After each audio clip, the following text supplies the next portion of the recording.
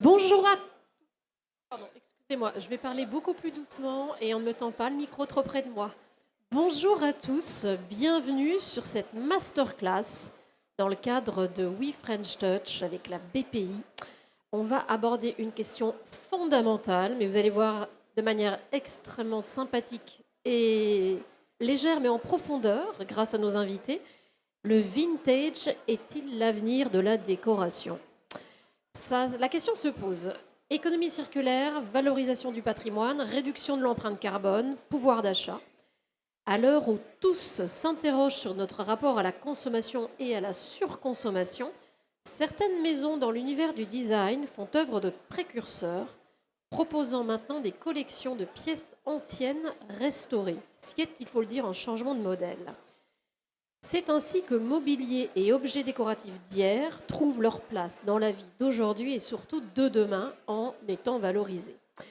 Alors, à ma gauche, donc à votre droite, Émilie Viargue-Metsch, CEO de Christophe. Vous avez longtemps travaillé dans la mode, notamment chez Prada et Chanel. Vous avez été directrice des achats au printemps. Vous avez également été directrice d'une start-up, Urbit, et vous êtes maintenant directrice générale et CEO, le tout en 9 mois, il faut le dire, de Christophe. Et c'est à vous que la maison doit le lancement en mai 2022, donc il y a un peu plus d'un an, d'une ligne qui s'appelle Christophe Vintage. Je vous recommande tous d'y aller. Moi, j'y ai perdu, enfin, j'ai pas perdu, j'y ai gagné 1 heure hier et j'ai fait un bon petit début de liste de Noël qui rassemble donc des pièces anciennes, comme vous le dites, sélectionnées par amour et restaurées avec passion. À ma droite, Antoine Roset, qui est co-directeur général et CEO de Sina et Ligne Roset, deux très grandes maisons de mobilier françaises. Vous avez eu une première expérience chez IWC Schaffhausen. C'est là que je suis heureuse d'être à moitié suisse. Ça m'aura permis de prononcer Schaffhausen. Vous avez ensuite rejoint l'entreprise familiale, d'abord aux États-Unis pour Groupe Roset, ensuite comme directeur marketing du Groupe Roset et aujourd'hui donc directeur général et CEO. Et vous avez lancé une singularité également qui s'appelle Ligne Roset RE, RE entre parenthèses, qui est 100% dédiée à la restauration et au second marché du canapé Togo. Et quand même, il faut le dire, le canapé qui agite aujourd'hui l'univers de la déco. Alors, première question. Je vous le dis tout de suite, on a 2 micros pour 3, donc on va avoir des échanges de micros. Qu'est-ce qui a motivé le lancement de vos lignes vintage respectives ? Qui veut commencer ? Alors, qu'est-ce qui a motivé le lancement de Ligne Roset RE ? Plusieurs choses. On ne va pas se mentir, l'engouement qu'il y avait autour du vintage et puis le côté RSE. On se penche plus sur la partie RSE que la partie vintage quand on crée Ligne Roset RE. C'est plutôt l'idée d'apporter une seconde main à un produit extrêmement durable. Contrairement à ce qu'on pourrait croire, un canapé tout mousse a une durée de vie très longue, d'environ 30 à 40 ans, ça, en fonction. Et donc on voyait beaucoup de canapés qui passaient de génération en génération et on voulait recréer de la valeur. Donc la personne qui récupère son canapé gratuitement par ses parents, ses grands-parents généralement, on recrée de la valeur en lui créant un bon d'achat pour un nouveau canapé. Et nous on récupère l'ancien. Et de l'ancien finalement on va le retapisser, si la structure est bonne, on la retapisse avec un tissu RSE en PET. Et on va la remettre en vente sur une plateforme qui s'appelle Ligne Roset RE à un prix très doux parce qu'on atteint quasiment les moins 40% par rapport à un prix détail neuf.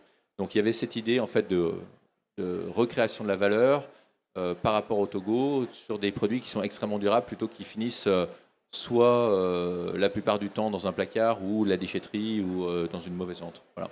Et il y avait la question aussi de la qualité de la restauration, parce que quand on a préparé cet entretien, vous m'avez dit qu'il y a effectivement des personnes qui font retapisser leur canapé ou qui essayent de faire restaurer leur canapé, mais avec des réseaux pas forcément en capacité de le faire bien. Et du coup, ça peut dégrader aussi la qualité de la pièce. Alors je vais prendre un parallèle, c'est exactement comme dans l'automobile. Quand vous faites réparer votre voiture chez votre constructeur, vous avez une garantie, c'est la garantie constructeur. Quand vous faites retapisser votre canapé chez le fabricant, parce que nous sommes fabricants, vous avez la garantie fabricant. Et donc c'est exactement la même chose ici, c'est qu'au moins ces produits qui sont de seconde main, plus que vintage, ils vont être de seconde main, ont la même garantie, ils sont garantis en fabrication et ils sont faits avec le même savoir-faire qu'un produit neuf. Donc vous avez les mêmes les mêmes artisans qui vont travailler sur ces togoreux. Donc exactement la même chaîne de production. Émilie. Alors, vous allez voir, l'histoire du lancement de Christophe Vintage est absolument formidable. Pour vous, d'une certaine façon, les cycles de vie sont encore plus longs, puisque l'argenterie, par essence, elle est quasiment indestructible. Alors, pourquoi avoir lancé Christophe le Vintage ? Donc merci pour la question. En fait, c'est absolument incroyable, mais en fait, c'est venu d'une réflexion toute simple. On a une problématique de pérennisation des savoir-faire chez Christophe, puisqu'il n'y a plus d'école de formation d'orfèvrerie en France. Et c'est un vrai problème, puisque du coup, on a un problème de capacité de production. Et donc, dans mon comité exécutif, un jour, ils m'ont dit, mais en fait, jamais on pourra faire les chiffres que tu nous demandes, on n'a pas assez de produits. J'aurais dit, mais il faut qu'on trouve des produits Christophe. Si on n'est pas en capacité de les fabriquer, comment on va faire pour faire ces résultats et pour pouvoir continuer à suivre la demande ? Et je leur ai dit, mais en fait, du Christophe, il y en a partout. Chez votre grand-mère, sur les marchés, dans les brocantes. Vous allez dans n'importe quel vide-grenier partout en France, il y a du Christophe. Alors vous allez me dire, c'est une bonne nouvelle ou c'est une mauvaise nouvelle ? Pour moi, c'était une bonne nouvelle. Parce que du coup, j'avais des produits sans les fabriquer. Donc on les a rachetés, on a mis en place une équipe qui s'est mise à chiner nos produits. Et là, on a découvert deux choses. La première, c'est que nos produits sont très beaux, anciens, avec une patine. La deuxième, c'est qu'on pouvait les certifier, parce qu'il s'est trouvé qu'il y a aussi énormément de faux. Et nous, on a des copies extraordinaires, parce qu'on a des copies qui ont 150 ans. Donc en fait, on peut trouver du faux Christophe qui a 150 ans. Donc on peut aussi certifier ces produits, parce que demain, vous allez acheter dans une brocante, une ménagère, vous n'avez aucune garantie que c'est du vrai Christophe. Nous, on les rachète et on les certifie. Ce qui fait que si vous achetez du vintage, et c'est pour ça que j'ai beaucoup aimé ce que tu as dit sur la garantie fabricant-constructeur, c'est que si vous achetez du vintage Christophe, nous, on vous certifie avec un certificat qu'on a analysé, vérifié la provenance et la fabrication de ces modèles. Ça, c'est le premier point. Et le deuxième point, c'est qu'on va les réparer, on va les réargenter et on va vous raconter leur histoire. Et ça a beaucoup de sens aussi dans la mise en place du vintage chez nous. C'est qu'on voulait redonner du sens. Parce que oui, Christophe, comme tu l'as dit, est éco-responsable par essence, puisque c'est circulaire, puisque ça se transmet de génération en génération. Mais moi, en tant que présidente, c'est un problème, parce que commercialement, si le produit ne meurt jamais, je vais mourir, vous comprenez ? Donc, il fallait... C'est tout le drame de faire des produits d'excellence. Exactement. J'aurais dû absolument travailler dans le cristal ou la porcelaine. C'est quand même vachement mieux, ça se casse. Donc moi, ça se casse pas. Donc il fallait redonner du sens à de l'orfèvrerie, donner envie à des nouvelles générations que j'espère encore un peu représenter. J'aurai que 40 ans cette année, donc normalement je suis quand même censée là. Exactement. Et dire aussi, on peut acheter du Christophe moins cher, comme tu l'as dit, donc entre 30 et 40% moins cher que le produit neuf, et donc toucher une clientèle plus jeune, d'une génération Z, Y, mais qui aime aussi le beau. Parce que oui, les nouvelles générations aiment aussi le beau. Donc on peut aujourd'hui, un Christophe permet à ces générations-là de s'offrir des belles pièces. Voilà. Alors, garde le micro, comme ça tu vas enchaîner, ensuite on passera. Quel impact est-ce que cette nouvelle gamme a eu sur votre entreprise, sur Christophe, et plus généralement sur l'image de Christophe, en interne et en externe ? Alors, en interne, on m'a pris pour une folle, tout de suite. En externe, on m'a pris pour une folle un peu plus tard. En interne, ça a eu un effet énorme, puisqu'en fait, les équipes ont compris que le fait qu'on ne soit pas cassable commercialement, en fait, n'était plus un problème. Parce que, en fait, ça donnait du sens à notre maison que toutes les autres maisons n'avaient pas dans sa durabilité.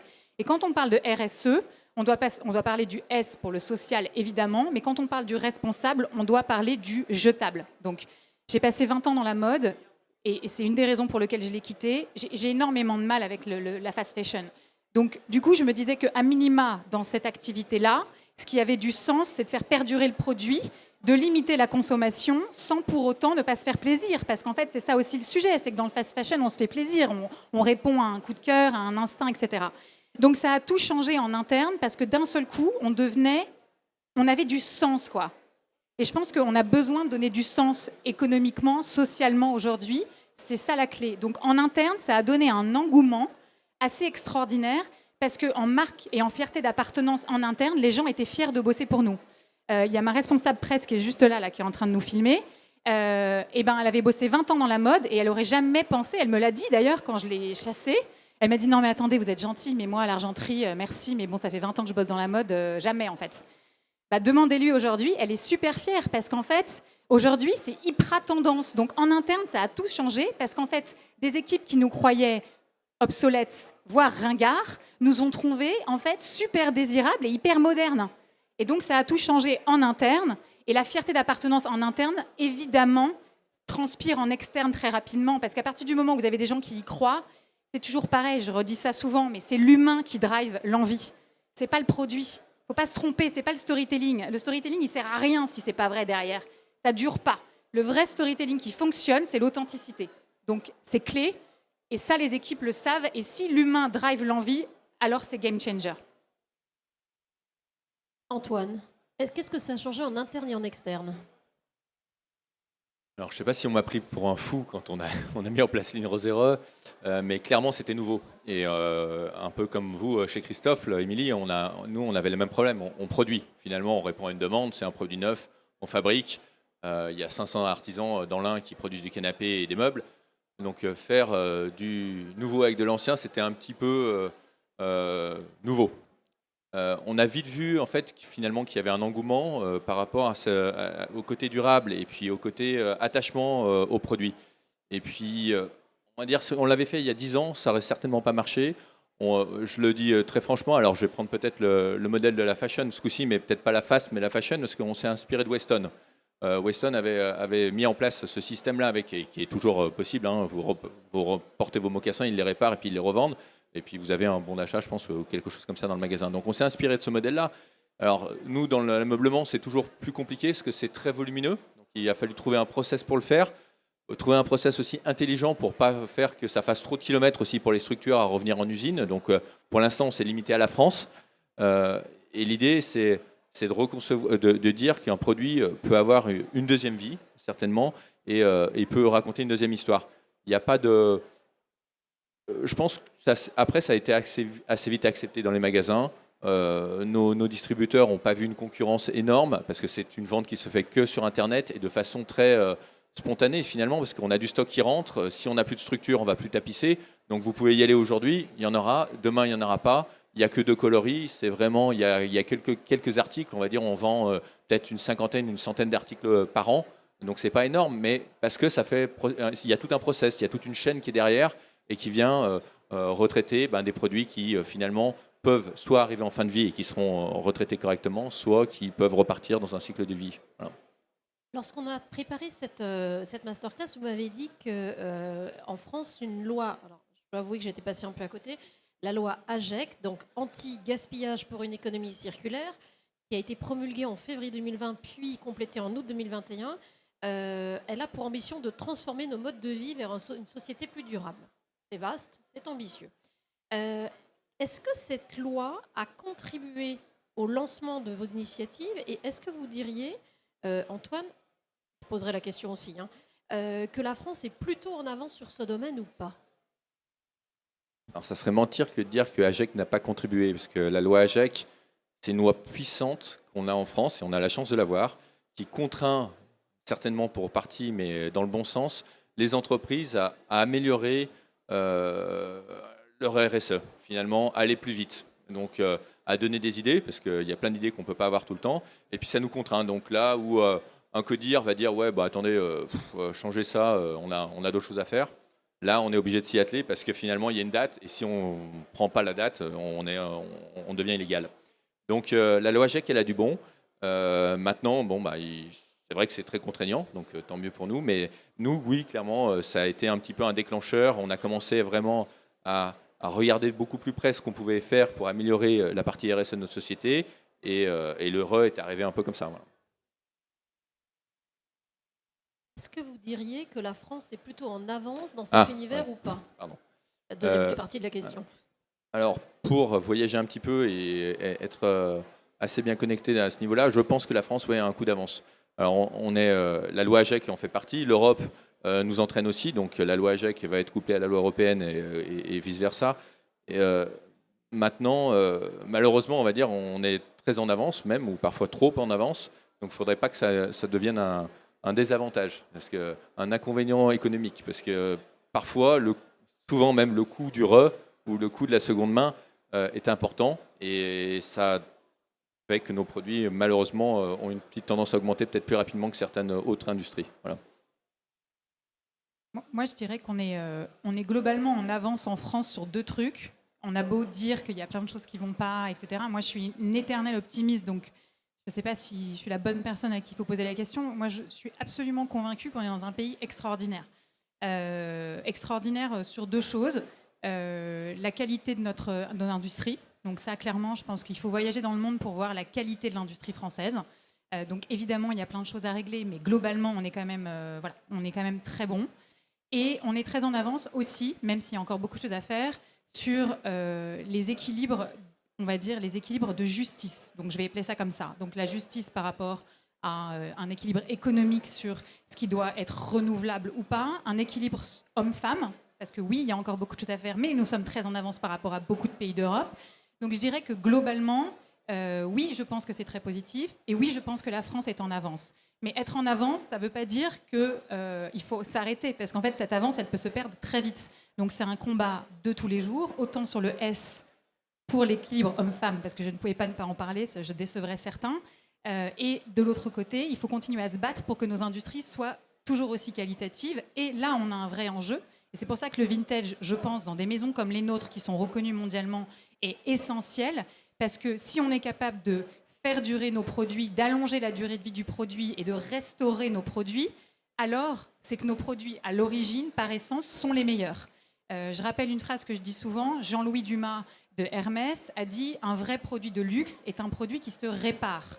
Il avait bougrement raison, dans le sens où il est impératif d'avoir la capacité de montrer à son client qu'un produit que l'on fabrique peut être réparé demain, parce que du coup, on achète utile et on achète durable. On peut se lasser, mais du coup, s'il est revendable, entre guillemets, et qu'il vaut toujours quelque chose, même quand on ne le désire plus, alors ça fait changer l'industrie, je pense. Oui, c'est un investissement. C'est un investissement, exactement. Exactement. Il y a Simone de Beauvoir qui disait qu'elle n'avait pas les moyens d'acheter pas cher. Ah, ma mère m'a toujours répété, nous ne sommes pas assez riches pour acheter bon marché. Et ben voilà, donc après, je suis fan Je le de répète à Beauvoir ma pour fille. beaucoup d'autres choses, mais en tout cas, elle aura dit ça, entre autres. Vous m'avez dit, lorsqu'on a préparé cette conférence, que pour l'instant, vos modèles sur le vintage sont des modèles limités d'un point de vue géographique. Antoine, vous avez dit tout à l'heure que c'était sur la France pour l'instant, notamment pour des raisons de transport, etc. Et Émilie, tu m'as dit que c'était limité sur l'Europe. Est-ce que ça veut dire qu'il y a une appétence européenne particulière, ou est-ce qu'il y a une manière d'interagir avec les produits de luxe qui est spécifique sur le marché européen ? En fait, je pense justement que cette question de durabilité, elle est très européenne, et c'est pour ça que c'est un coup d'avance. Parce qu'en fait, que ce soit en Chine ou même au Japon, cet attrait du luxe vient avec la nouveauté. Ils attendent la nouvelle collection. C'est très tendance d'avoir la dernière pièce du défilé truc et machin. Bon, ça, on était comme ça, nous, il y a 50 ans, en fait. Où ça allait être has-been que Madame Machin ou porte pas la dernière pièce du dernier défilé. Aujourd'hui, c'est l'inverse. Ça serait presque un peu ringard. D'ailleurs, il y a des grandes maisons de luxe qui travaillent sur la disponibilité instantanée des produits post-défilé. Ça veut bien dire que cette instantanéité-là, en fait, elle règle le problème de la désirabilité. On veut tout de suite, quelque part. Donc, si le produit est réparable et si, voilà, à ce moment-là, il faut quand même le limiter à un marché qui va l'intéresser. Et malheureusement, que ce soit en Chine ou au Japon, par exemple, ou même au Moyen-Orient, ils sont encore un peu au premier degré, et donc beaucoup moins dans quelque chose qui aurait la patine du temps. Mais ça viendra, on est en avance, c'est ce que je disais tout à l'heure. Le marché du vintage est un marché protéiforme aujourd'hui, avec de multiples acteurs. Vous l'avez dit tous les deux un petit peu. Il y a autant les brocantes que les sites de vente en ligne, etc. Comment fait-on quand on est une maison pour s'intégrer là-dedans ? Quels sont les principaux partenaires ou au contraire les principaux dangers, entre guillemets, sur ce type de marché ?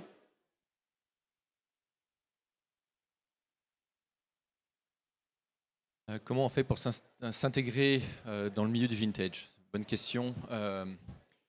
Alors, moi, je dirais qu'on peut s'intégrer assez facilement. Finalement, il y a déjà beaucoup de plateformes qui étaient avant la grande mode du vintage, qui existaient, des plateformes C2C, hein, on ne va pas les nommer, mais voyez de qui je veux parler.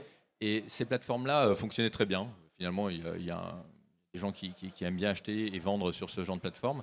Maintenant, il y a des professionnels qui sont arrivés, qui sont des plateformes plutôt marketplace, finalement, business to customer, et qui changent un peu la donne.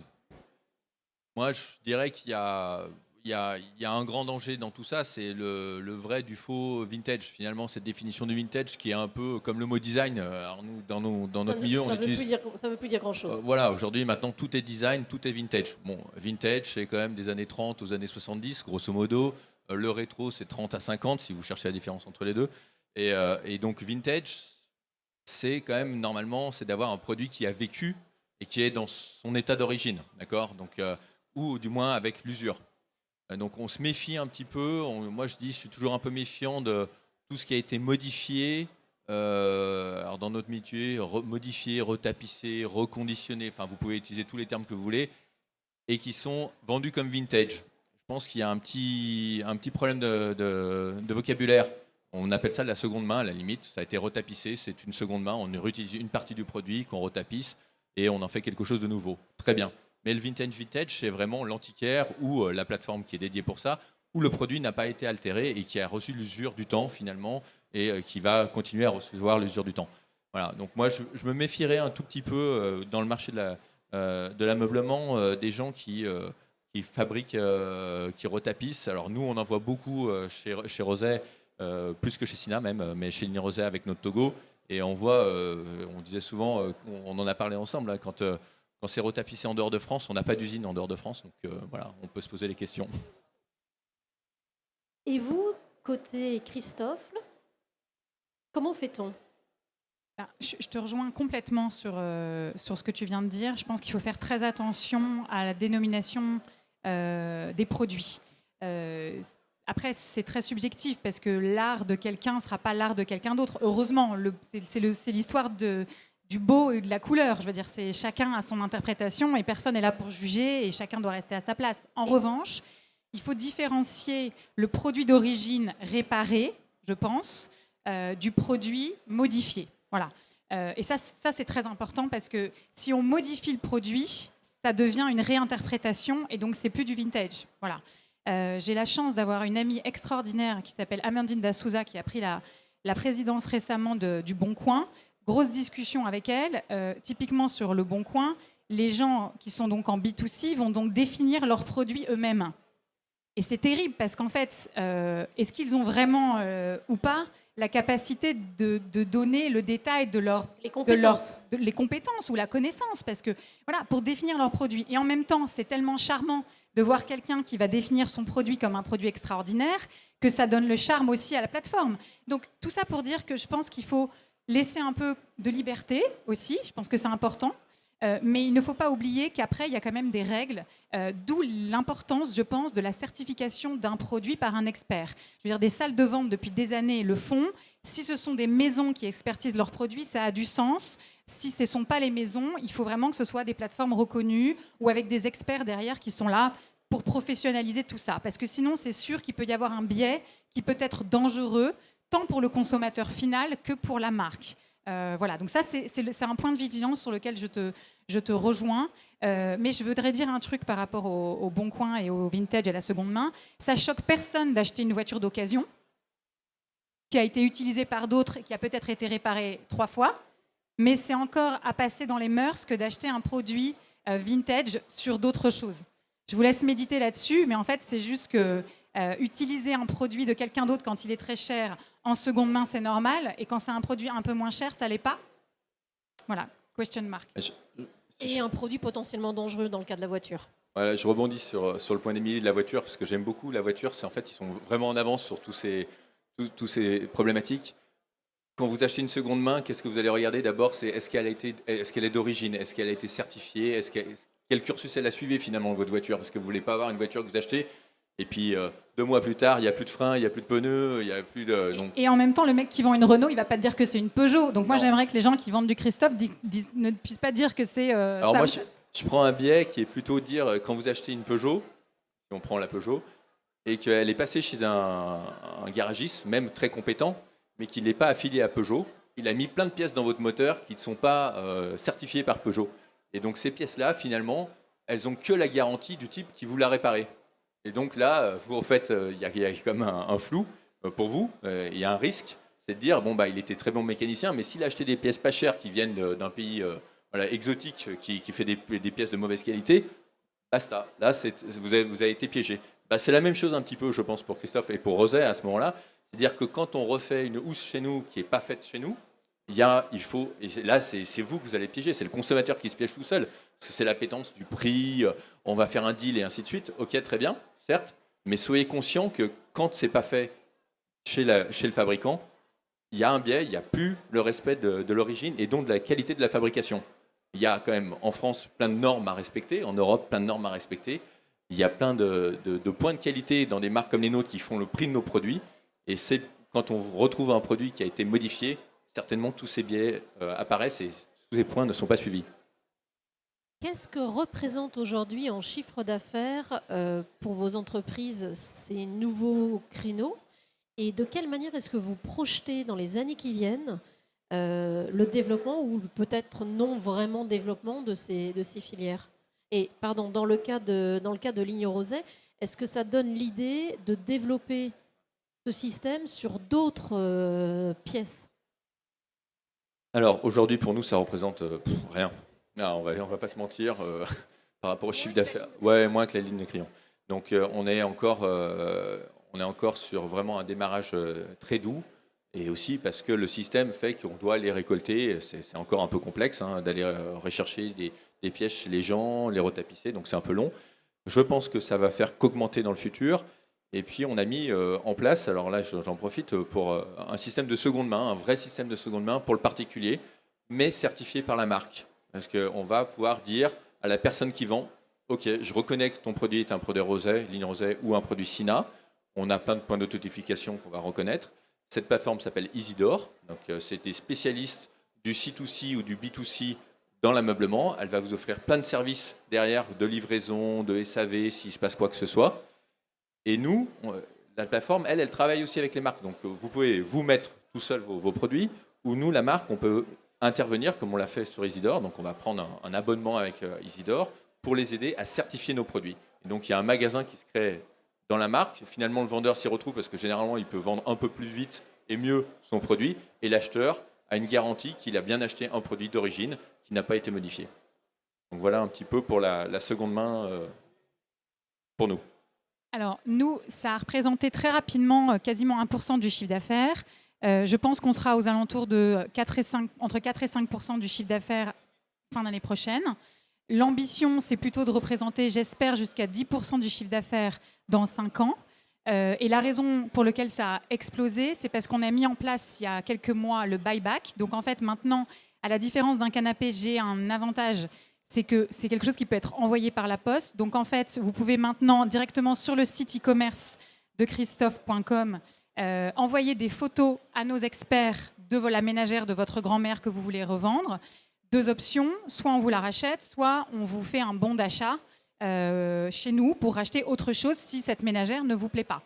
Et ça, on avait absolument sous-estimé en fait l'impact que ça allait avoir, parce qu'en fait, au début, comme je vous l'ai expliqué tout à l'heure, on a été, nous, chassés et rachetés, mais en fait, on a vu qu'ensuite, on a eu de la demande sur des pièces que l'on n'avait pas forcément.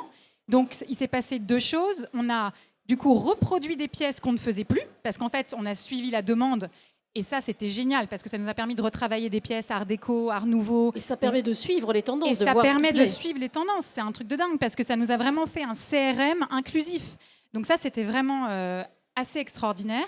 Et le deuxième point, c'est que du coup, c'était très intéressant de voir également que les gens adoraient Christophe, mais n'aimaient pas forcément le modèle qu'ils avaient, parce que finalement, ils l'ont vu chez leur grand-mère toute leur vie, et que même s'ils adorent leur grand-mère, ils avaient envie d'autre chose, ou madame aimait pas la ménagère de monsieur, etc. Et donc, c'était assez rigolo de voir qu'en fait, ils voulaient racheter du Christophe, mais peut-être un modèle plus moderne ou un autre modèle vintage. Et ça, c'est super, parce que ça montre aussi un amour pour la maison qui permettait d'auto-changer en fait ses produits, d'interchanger ses produits. Et ça a beaucoup de sens du coup, parce que ce qui compte, c'est finalement la fierté d'appartenance de la marque, et ça nous a permis de travailler sur la brand awareness. Voilà. Est-ce que ça a permis aussi de faire mieux connaître la maison, notamment auprès des jeunes, et éventuellement de faire germer des vocations? Oui, alors complètement.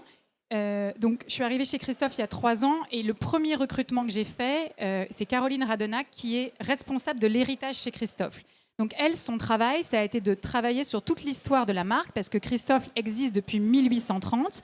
C'est une des rares maisons de luxe qui est née à Paris puisque la majorité des maisons de luxe sont souvent nées en province. Par exemple, Vuitton, Asnières, Dior, première boutique Granville, Chanel, première boutique Deauville. Christophe est né rue de Bondy, quartier des Orfèvres, quartier des Arts et Métiers. Et après les grands travaux d'Haussmann, c'est devenu la place de la République. Christophe est partout dans Paris et vous ne le savez pas. Les 2 victoires de l'Opéra Garnier, les 2 statues dorées de chaque côté de l'Opéra Garnier, vous passez devant tous les jours, c'est du Christophe. Notre-Dame de la Garde à Marseille, la Madone en or, c'est du Christophe. Christophe est partout en France. C'est un fleuron de l'industrie française. Et personne ne le sait. Donc, avoir travaillé l'héritage, avoir créé des vocations pour parler de l'histoire et de la fierté de cette marque française qui a traversé le temps, qui a été réquisitionnée pour fabriquer des obus pendant la Première et la Deuxième Guerre mondiale pour nous défendre, par exemple, fait partie de l'histoire de France. Et c'est très important de retravailler l'héritage et parler du vintage et de nos collections. Telle collection dessinée pour Eugénie Bonaparte, offerte par Napoléon Bonaparte pour son anniversaire, c'est intéressant en fait, pour ceux que ça intéresse.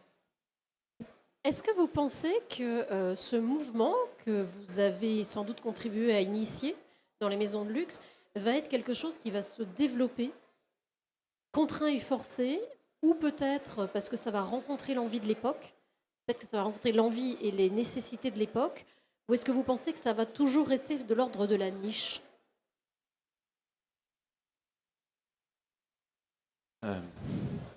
Alors nous, on a une création, alors on n'est pas aussi 1830, bravo, on est 1860, donc un petit peu plus jeune. On peut pas, moi, je ne pense pas qu'on puisse rester que sur le vintage. Si la question est vintage, l'avenir de la décoration, pour des marques comme Lynn Roset, ça ne l'est pas. Clairement, on est des créateurs, on est des fabricants. Notre métier, c'est d'essayer de comprendre comment les gens vivent et comment s'adapter et mieux créer et rendre l'intérieur plus beau, plus agréable, plus contemporain, plus design peut-être, pour ceux qui le veulent. Donc ça, on travaille avec des designers. Qu'on puisse retravailler l'héritage, comme le dit Émilie, c'est très intéressant parce que finalement, ce qu'on faisait dans les années 50, 70, c'est très bien. On a eu la chance de pouvoir rencontrer Pierre Paulin juste avant son décès il y a quelques années et de pouvoir travailler. On est le premier éditeur de Pierre Paulin aujourd'hui au monde. C'est extraordinaire de pouvoir travailler ces collections, les remettre au goût du jour. Mais il y a plein de choses aussi qui sont plus compliquées. Même notre morphologie aujourd'hui dans le design n'est pas celle de quelqu'un des années 30 ou des années 50. Faut quand même. Moi, je vois des chaises passer des années 30 dans nos bureaux. Je vous promets qu'avec alors, je suis pas spécialement très grand et très costaud, mais quand même, ça marche pas forcément très bien. Donc, c'était beaucoup plus petit, beaucoup plus ramassé, beaucoup plus fin. Donc, je ne pense pas que le vintage soit le futur et soit vraiment l'avenir de la décoration. En revanche, c'est clairement une partie qu'on doit intégrer et qui prendra plus en plus de place dans la décoration. Ce sont des cycles, hein, finalement. Donc, on va le voir passer. Les années 70 sont passées, on revient un peu aux années 50. On voit des prémices un peu d'années 80. Alors, est-ce que c'est une bonne idée, ça, aux 90? On ne sait pas, on verra. Hein, 90, les meubles ouais, en voilà, verre fumé, ça se discute. Pour la décoration, on verra si c'était vraiment une bonne idée. Mais voilà, donc c'est des petites touches et je pense que chacun doit s'y retrouver. Il y a les fans de design contemporain, de création, qui se retrouveront dans des maisons comme les nôtres. Les fans de design de vintage qui pourront se retrouver aussi dans des collections comme les nôtres. Je vais pas faire, je fais un peu un spoiler alerte, comme on dit, mais vous verrez en janvier, on a une très belle annonce à faire avec la marque Sina. Mais il faut que ça soit un mixte. Voilà. Je ne pense pas qu'une marque comme la nôtre pourra vivre de vintage. Non, au contraire, je pense qu'on perdra même notre âme. Non, on pourra bien sûr pas vivre que de vintage. C'est dommage, à la limite. Intellectuellement, c'est dommage. Mais en tout cas, chez Christophe, les artistes ont toujours été au cœur de la création. C'est-à-dire que c'est vraiment une plateforme d'interprétation des marques. On a un patrimoine avec 200 ans d'histoire, évidemment, d'artistes qui ont travaillé pour la maison qui est extraordinaire, comme Alphonse Mucha, Luc Lanel, Ferginstadt, Gio Ponti, André Putman. Enfin voilà, c'est juste extraordinaire les artistes qui ont travaillé pour la maison Christophe. Et je pense qu'on ne peut pas vivre que de vintage. On peut rééditer des pièces de ces collections-là, mais il faut aussi trouver les créateurs de demain. Et c'est pour ça qu'on vient de lancer une collection avec Aurélie Biedermann, qui est une créatrice de bijoux extraordinaire, très parisienne et qui du coup va très bien avec notre maison. Et on vient de lancer une collection avec elle, autant sur la table que sur le bijou. Comme l'avait fait André Putman en 1982, où elle avait lancé et de la table et du bijou. Donc je pense que ce qui est intéressant, c'est de retravailler de manière 360 l'identité visuelle et graphique de la marque par des artistes avec des interprétations, mais pas sous forme de collaboration, parce qu'en fait les collaborations maintenant c'est déjà un peu trop fait, quoi. Il faut plutôt des partis pris artistiques en marque blanche, où en fait le produit s'appelle pas Aurélie Biedermann, c'est une collection Christophe qui a été dessinée par Aurélie Biedermann. Et demain, ce sera quelqu'un d'autre, je spoile pas. On devient éditeur, exactement. Alors, il nous reste très exactement 9 minutes et 11 secondes. C'est le moment d'un échange de questions-réponses. Si certains d'entre vous veulent poser des questions, ils sont les bienvenus. N'ayez pas peur. Le plus difficile, c'est toujours le premier qui se lance.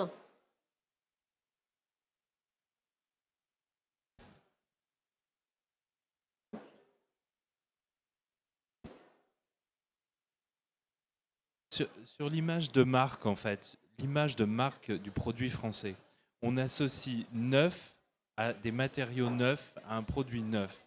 Est-ce que le made in France, ou plutôt le fabriqué en France, va évoluer sur un autre type de concept de neuf? Si je prends l'exemple du Togo Re, on est déjà hybridé.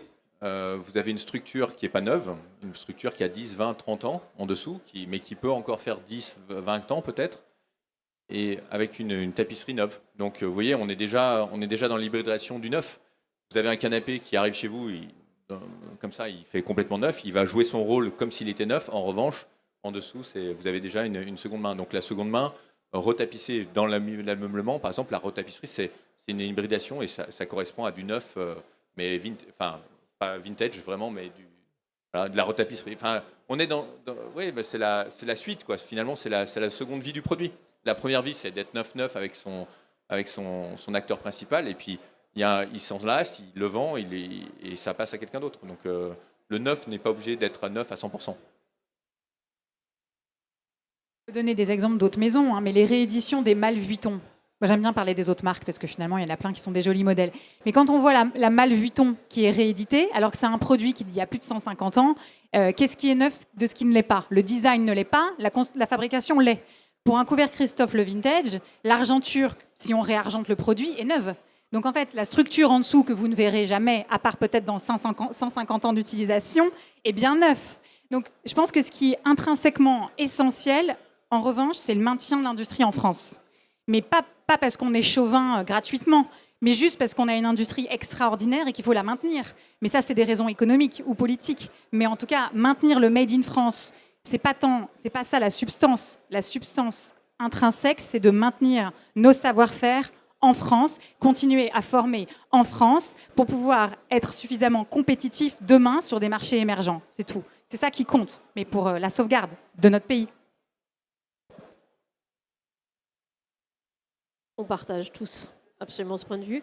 Il y a une autre question.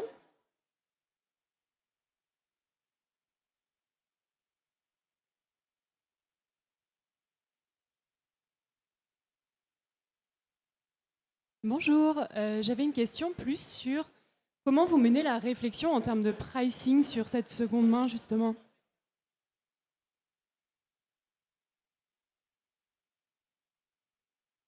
Finalement, le pricing, c'est assez simple. Enfin, dans mon industrie, c'est assez simple. Vous avez des gens qui sont spécialisés là-dedans, qui font des calculs.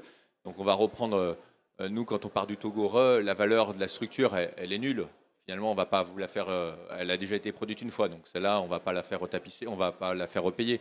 Donc après, il va y avoir quoi? Le coût de la tapisserie, d'une nouvelle tapisserie. Donc là, vous avez la matière, la main-d'œuvre, le calcul de la main-d'œuvre et on retapisse. Donc le calcul, il se fait à peu près comme ça. Et l'idée c'est de ne pas forcément être déconnecté non plus d'un produit neuf et pas être non plus trop déconnecté par rapport à l'image de marque. Mais voilà, le calcul il est assez simple. Vous prenez, dans le cas du Toguro, on prend ce qui existe, ce qui a déjà été créé, on ne le recalcule pas et on recalcule ce qui doit être retapissé. Nous aussi, c'est très mathématique. Si le produit qu'on rachète ne nécessite pas de réargenture, mais juste un nettoyage, par exemple, parce que l'argenterie s'oxyde, donc un nettoyage et un polissage, par exemple, ce sera forcément moins de retravail sur la pièce. Donc, en fonction du travail qu'il y a à faire sur la pièce, on est très transparent. En revanche, pour fixer le prix, justement, c'est dans la certification. Donc, on va rechercher le prix catalogue d'origine, voilà, tout simplement. Et on réapplique avec le changement de taux entre un franc ancien, parce que parfois on a des collections où on retrouve des produits qui étaient en francs anciens. Donc c'est assez délirant de passer de francs anciens à nouveaux francs, puis à l'euro, et on repositionne les prix comme ça. Mais on essaye de faire un prix volontairement très juste, parce que l'objectif du vintage, c'est bien aussi une accessibilité à l'appartenance de marque à moindre coût. Parce que sinon, ça n'a aucun intérêt dans notre réflexion. Il faut absolument que ce soit aussi de l'acquisition de nos nouvelles générations sur du beau et du durable. Si c'est pour faire plus cher, à ce moment-là, ce sont des pièces de collection et on va aller chez Sotheby's, Drouot et acheter des pièces de collection qui existent également. Il y a aussi des collections Christophe en vente de grandes familles, etc. Mais ce n'est pas le propos pour nous. Nous, on est vraiment dans la démocratisation du luxe. On est dans l'ouverture à tout le monde, même aux nouvelles générations et aux plus petits portefeuilles, à du beau et à du luxe. C'est très différent. Et il n'y a pas un coefficient qui est ajouté en fonction de la rareté de la pièce? Non, parce que ce qu'on a fait aussi, c'est que dans les pièces qu'on a chinées, parce que c'est de ça dont on parle, on a aussi gardé des pièces pour notre propre musée, notre propre patrimoine. Quand il nous manquait des pièces et qu'on a retrouvé des pièces, on les a aussi gardées pour nous quand elles nous manquaient dans notre patrimoine. Donc ça, c'est très important. L'année prochaine, j'ai le droit de le dire maintenant, en novembre, on va faire une grande exposition au Musée des Arts Décoratifs, comme il y a eu Schiaparelli, il y a eu Dior, il y a eu Cartier, les arts islamiques du bijou, par exemple. Donc pendant 5 mois et demi, on va prendre la parole au Musée des Arts Déco, à Paris, au Jeu de Paume, pour parler de toute la rétrospective des 200 ans d'histoire de Christophe. Et donc, il n'y a pas de coefficient sur la rareté de la pièce, mais il y a bien un prix fixé sur la base du prix catalogue d'origine, puisque ce sont des pièces qu'on a vendues. Donc, on ne va pas dire aux gens, sous prétexte que c'est ancien, que c'est forcément plus cher. En revanche, s'il n'y en a pas, ou très peu, on va parfois souvent plus le garder pour nous, pour nos collections privées. Je pense qu'on a encore le temps d'une dernière question. Il y a quelqu'un devant? Bonjour. Concernant Christophe, j'étais intéressée de savoir, avez-vous une clientèle à l'étranger? Et si oui, quel était le profil de la clientèle? Très bonne question. Vous n'allez probablement pas aimer ce que je vais dire, mais Christophe serait comparable à McDo. Parce qu'en fait, chez Christophe, on vient comme on est. C'est-à-dire qu'on plaît à tous et à toutes les typologies de population. Je vais dire là où ça a été le plus dur de pénétrer, c'est l'Asie, mais c'est culturel, c'est à cause des baguettes. Parce que nous, 60% de notre chiffre d'affaires, c'est des couteaux et des fourchettes, donc c'est quand même plus difficile de pénétrer les marchés asiatiques, japonais, coréens, chinois. Mais même là-dessus, on arrive avec maintenant le Mood, donc, qui est notre produit iconique, qui est cet œuf avec des couverts à l'intérieur que tout le monde connaît, où on a développé maintenant avec des baguettes, avec des cuillères à bouillon, etc., pour être adapté à la nourriture asiatique. Mais le client type de Christophe, c'est ça qui est extraordinaire, c'est qu'il y a 5 ans, il était différent, mais aujourd'hui, c'est tout le monde. Ça veut dire que ça peut être quelqu'un de 19-20 ans parce qu'il va flasher sur un produit vintage, justement, jusqu'à ma mère, jusqu'à ma grand-mère. Ça peut être quelqu'un du Moyen-Orient parce qu'ils vont avoir un couvert qui va être doré à leur fin en France, etc. Ça peut être une clientèle américaine qui adore l'argenterie sur des centres de table, sur des vases, etc. Le bijou, maintenant, nous apporte aussi une clientèle. Et puis surtout, il ne faut pas oublier qu'on est structurellement dans toute l'Europe le cadeau de naissance, la timbale en argent. Donc, évidemment, on a cette chance d'être, et pour les bébés, offert jusqu'à une grand-mère, une arrière-grand-mère, du Moyen-Orient jusqu'aux États-Unis, au Brésil très fort également. On développe la Chine et le Japon, et la France, en ce moment, est très forte. Bon, ça fait rêver, c'est-à-dire que le monde entier, l'univers aime Christophe. Je vois Antoine qui se dit que c'est absolument formidable. Merci à vous d'être venus, merci à vous d'avoir écouté. Et j'espère... Et merci à la BPI de créer ces rencontres et de créer cette émulation entre créateurs.